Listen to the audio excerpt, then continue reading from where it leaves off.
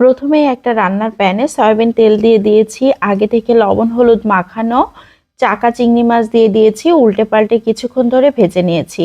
তবে বেশিক্ষণ ভাজা যাবে না, মাছগুলো শক্ত হয়ে যাবে। অবশিষ্ট তেলে আবারও সয়াবিন তেল দিয়ে পেঁয়াজ কুচি, কাঁচামরিচ ফালি দিয়ে লবণ হলুদ দিয়ে দিয়েছি। বেশ কিছুক্ষণ ধরে নেড়ে চেড়ে এখন দিয়ে দিয়েছি পানি। মশলাটাকে কষিয়ে নিতে হবে। এখন দিয়ে দিচ্ছি পেস্ট করা মশলা, পেঁয়াজ পেস্ট, রসুন পেস্ট, আদা পেস্ট, জিরা পেস্ট, ধনিয়ার গুঁড়া, লাল মরিচের গুঁড়া সবকিছু দিয়ে মশলাটাকে খুব ভালো করে কষিয়ে নিয়েছি। এখন ভেজে রাখা মাছগুলোকে দিয়ে খুব ভালো করে মশলার সাথে নেড়ে চেড়ে একদম ভুনা ভুনা করে নিয়েছি। এখন দিয়ে দিয়েছি গরুর দুধ। গরুর দুধ দিয়ে মাছটা রান্না করলে অনেক বেশি মজার হয়। এখানে নারিকেলের দুধও ব্যবহার করা যাবে। সামান্য একটু চিনি ব্যবহার করেছি টেস্টের জন্য। খুবই সুন্দর হয় এভাবে রান্না করলে।